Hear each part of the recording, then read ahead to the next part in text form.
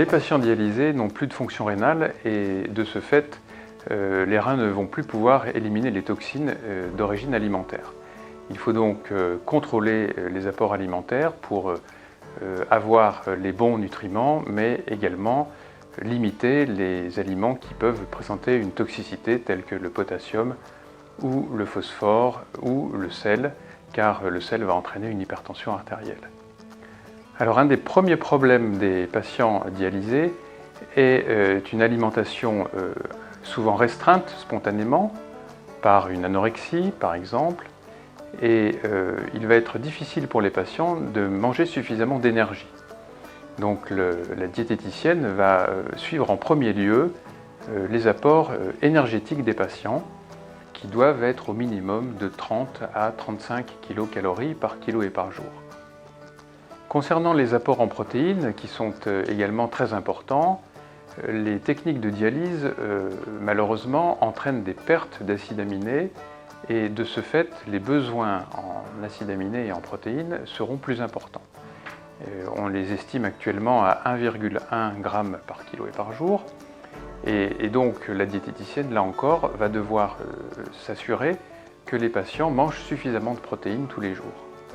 Les apports donc énergétiques et protéiques étant assurés, il faut aussi également contrôler d'autres paramètres dits métaboliques dont les reins n'arrivent pas à bien éliminer les excès. Et il y a donc trois éléments importants. Le premier élément, c'est le sel, le sodium. Le deuxième élément, c'est le potassium. Et le troisième élément, c'est le phosphore. Alors les apports de sel doivent être limités. En général, en dialyse, lorsqu'on n'a plus d'urine, lorsqu'on est anurique, on les limite à 6 g de sel par jour, soit environ 2,5 g de sodium.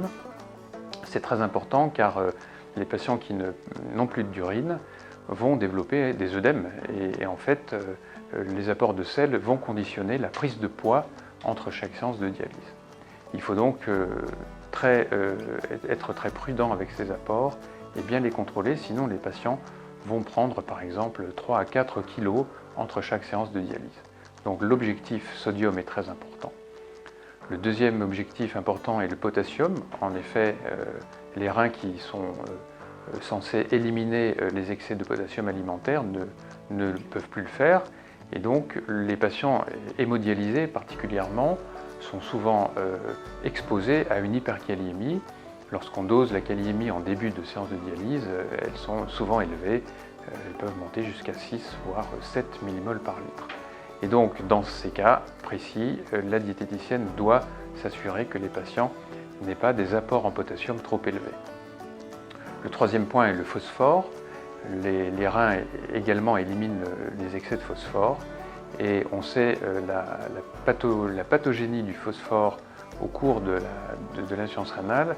Elle va entraîner en fait, ces excès de phosphore vont entraîner des calcifications vasculaires et l'accumulation de phosphore doit être évitée et la dialyse doit permettre de contrôler la phosphorémie des patients.